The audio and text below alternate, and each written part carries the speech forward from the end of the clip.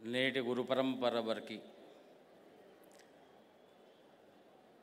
ఆ గురువుల యొక్క పరిపూర్ణమైనటువంటి జ్ఞానస్వరూపాన్ని మనకందరికీ అందించినటువంటి మహానుభావులకు, అద్వైత సిద్ధాంత ప్రతిష్టాపకులకు, సనాతన ధర్మ సంరక్షకులకు, మా పక్కనున్నటువంటి శుక శంకర పీఠము యొక్క బాలకృష్ణ మఠం యొక్క ఆత్మీయ స్వాములు గోవిందానంద సరస్వతి స్వామి వారికి నారాయణ స్మృతులు తెలుపుకుంటూ, నిన్నటి రోజున రావలసినటువంటి ఈ తరుణం ఈవేళ కార్తీక సోమవారానికి శివాజ్ఞగా మనం ఇక్కడ కలుసుకున్నాం.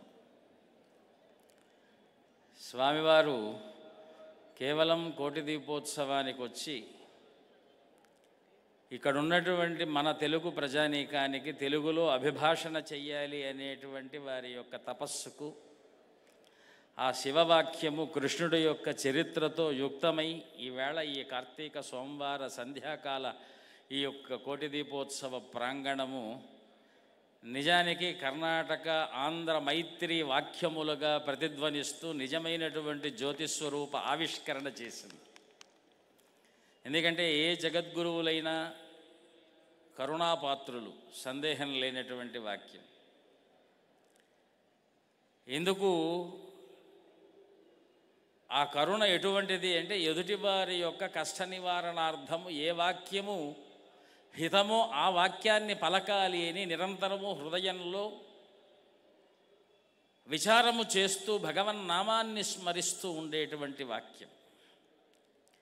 అది ఈవేళ స్వామివారి యొక్క భాషణలో మనకు అర్థమవుతున్నది ఏమిటి అంటే, ఎక్కడ కూడా వారు మాట్లాడినటువంటి దాంట్లో వారికి కన్నడ తెలుగు రాదు అనేటువంటి వాక్యం మనకు అగుపడకుండా స్వామివారు అంత స్పష్టంగా మన కొరకు ఒక అద్భుతమైనటువంటి సందేశాన్ని ఈవేళ ఇచ్చారు.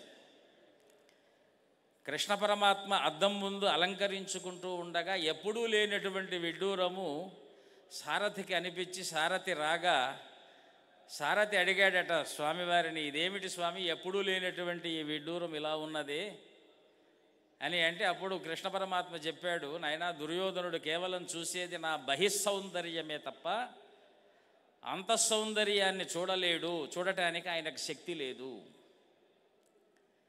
అంతఃసౌందర్యాన్ని చూడాలి అంటే మన లోపల ఒక సౌందర్యం ఉండాలి, దాన్నే ప్రకాశము, జ్ఞాన ప్రకాశము. లోపల ఉన్నటువంటి హృదయ